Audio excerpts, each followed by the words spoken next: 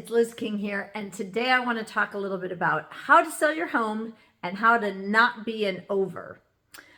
Okay, so first thing, I've had a couple listings recently, and some have sold, some have sat, and I want to kind of share some of that knowledge with you of like what I think maybe made some of those homes sit versus what makes a house sell quickly. So let's talk about how to not be an over.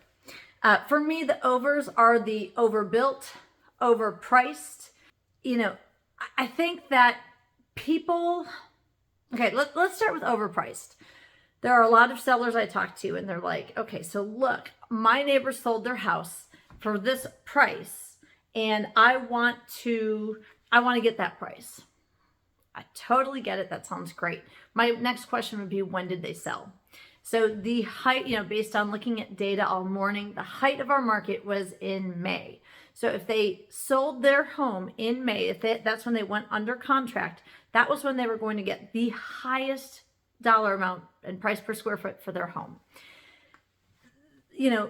I think that when I price homes, I try to use the most recent data possible, because the most recent data possible gives you an idea of what buyers paid recently in this market with these interest rates.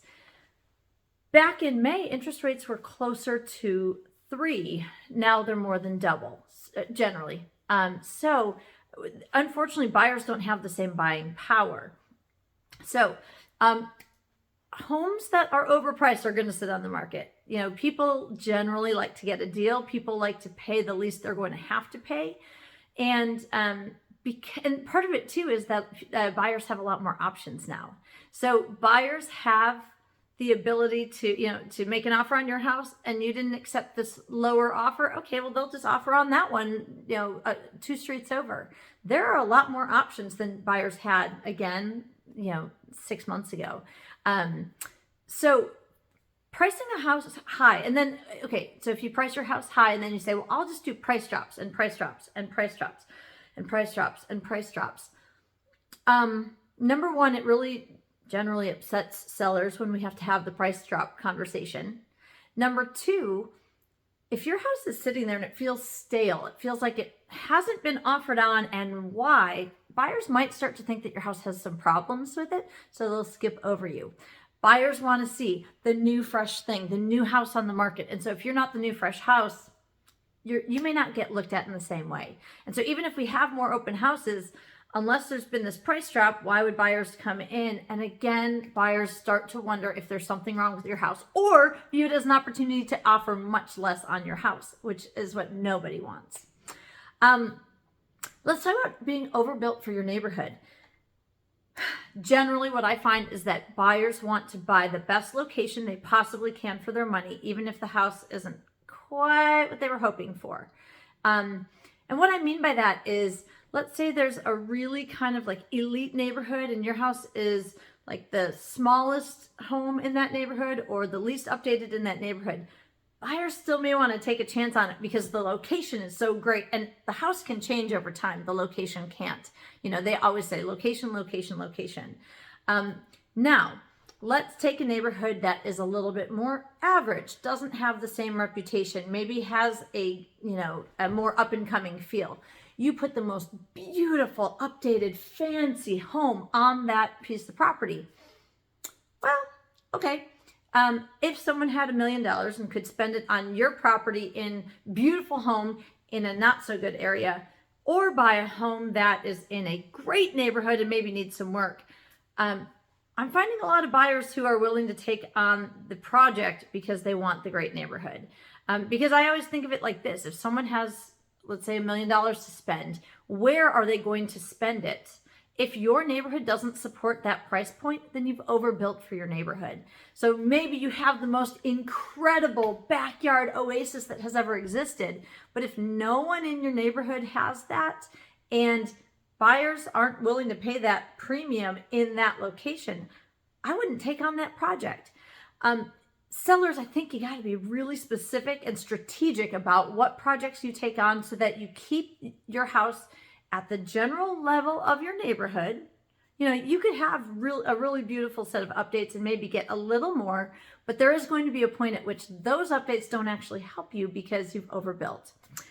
So, I think homes that are overbuilt and overpriced, the overs, those are really struggling right now.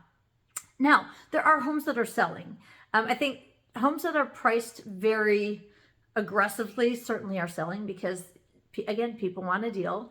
And I mean, buyers do have certain expectations when they walk into a home. So, and I always say HGTV has somewhat ruined buyers. And what I mean by that is now, because we've seen how beautiful spaces can be, and HGTV has made that, their business, buyers now have some expectations about when I walk into a house, I want to see what it looks like and make sure that it looks how I expect and how I want to live. And it really should be kind of like the best version of the house. So we can accomplish that in a couple ways. Obviously, we can try to make your items just look really great. And usually that involves taking like a third to a half of your items out of the house to ready the house, because then it makes it look really big and, oh my gosh, look at how much space we have. Well, you may not actually live like that, but you're showing the house as having a lot of space.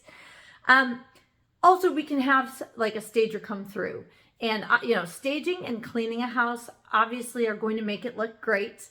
It makes it really hard to live like that long term, but at least there are tricks we can do to make the house show better for the actual showings. Now, a couple things to also consider. There are many sellers that before they sell their house, they have projects done. Those things that have been bugging you for years, things like, oh, the scuffs on the paint, or oh, that one door switch that's always been loose, and the light fixture that's kind of older. People, they do those types of smaller projects to make the house show as best as possible. So, in this time, so sellers have said to me, is this the time I list my house? Do I list now or in 6 months? I mean, that's a great question. I think your motivation as a seller, like what is pushing you either out of this house or pulling you to your next space, that's certainly something to consider. If you think that rates are going to be, more favorable, and so you can charge a higher price and you have the time to wait, maybe waiting is okay. I just look at it like there are no guarantees. There's no guarantee that you'll be able to charge a higher price and premium in the spring. Generally, the spring tends to be the higher season, but as we have interest rates that could potentially go up, there are no guarantees. If you want to chat about like, hey, we're thinking about listing, but we're not sure what to do to start getting the house ready, I have a couple of ideas. Number one is always going to be start decluttering and really start that cleansing process of packing some things up, get them out of your space. Because I think regardless, you'll like your house a little better. And eventually, if you're going to move, that is kind of the next step, is to get a lot of your personal items out. Another thing I'd suggest right now, while we're kind of in this, if you're going to wait, hire a handyman. Get a few of those tasks done. Maybe repaint rooms to nice neutral colors that are appealing to everyone and make everything feel clean and fresh. If there are a couple projects you could take on now that would maximize your profits in 6 months, is that worth your time? Boy, I think so. And obviously, again, we don't want to overbuild. So I think that, if you want to call me over and let's have a chat about, hey, what projects would you do to maximize your value? I mean, I've had that conversation with some clients and, they've taken on these 3 things, but not those 2. And, we've had some pretty great outcomes. So, if you would like to chat about like how to maximize that value and just take on a couple things, don't do a whole home rehab. And then, lastly, just if you want to have a chat about selling now versus selling in 6 months, call me over. Let's discuss, because I think there are pros and cons to both. So if you would like me to help you get the keys to your next kingdom, please give me a call. Again, I'm Liz King. See ya.